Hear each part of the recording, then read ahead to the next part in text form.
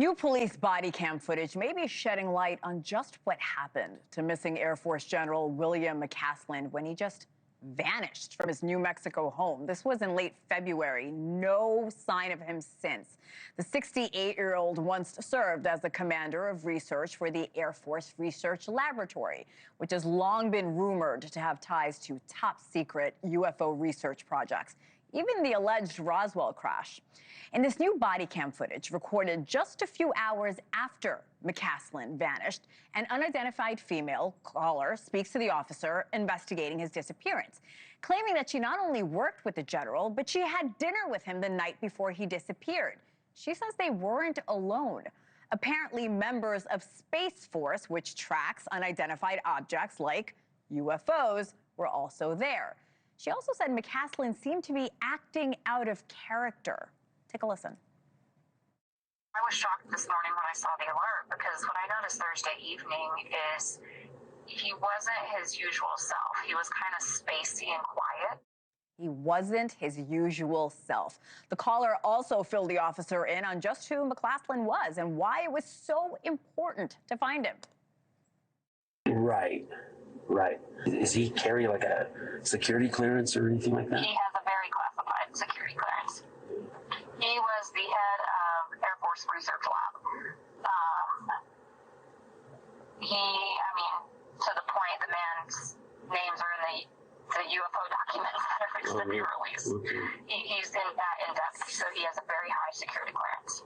So what's odd about this is that before this body cam ever rolled, McCasland's wife posted a plea for help, where she said her missing husband only had, quote, very commonly held clearances since retiring from the Air Force 13 years ago. Though if the caller's claims are to be believed, the missing general may have been more involved in that top secret work than his wife realized. But does it explain McCasland's disappearance? Joining me now for a closer look is the deputy science editor at the Daily Mail, Chris Melore, who has been covering this story since the beginning. Chris, welcome to the show. A lot to get into. So if the caller's claims are to be believed, McCasland met with Space Force before he vanished. Do we have any idea why they met? Has Space Force commented on this alleged meeting? Thank you for having me. Space Force has not commented on this at this point.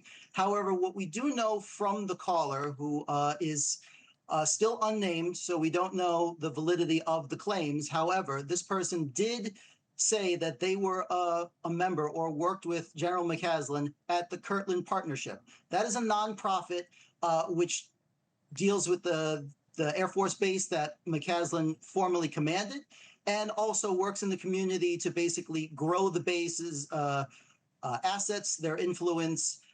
And so meeting with Space Force is heavily involved at Kirtland Air Force Base. It is a major national security complex. So for McCasland to still be involved to that extent definitely raises questions about the level of clearance he still had. Yeah, what about the discrepancy there? McCasland's wife said he had commonly held security clearances. That caller claims he had a high-level clearance. What do you make of that?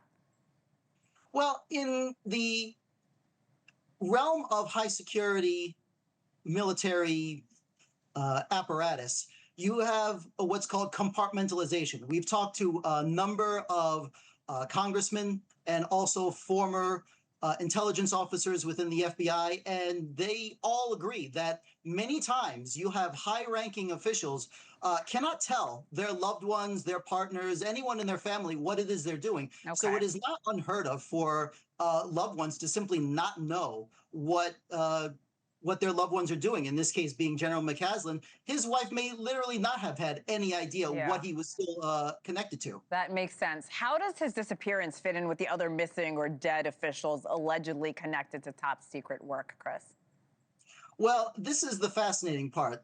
McCasland's disappearance is the latest that we know of in a string of deaths and disappearances. Right. But most importantly, the disappearances, he seems to be the linchpin, because when you look back at the general's history, especially his military history, all of the other disappearances, most of them being in nuclear research. We've had government contractors, administrative assistants, and other staff on hand at many of these facilities throughout New Mexico. The general worked or had influence over those positions. And all of these people disappeared in almost the identical fashion as the general. They walked out of their homes, they had no electronics, no way of tracing them, and simply vanished off the face of the earth within the last year. It's so bizarre. I do want to play some body cam footage of the police interviewing McCasland's wife the day he disappeared. And then I'll talk to you right after, Chris. Sure.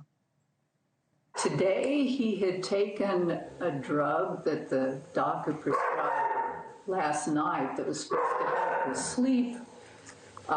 With weight gain, he's lost about 20 pounds for no reason. And with anxiety.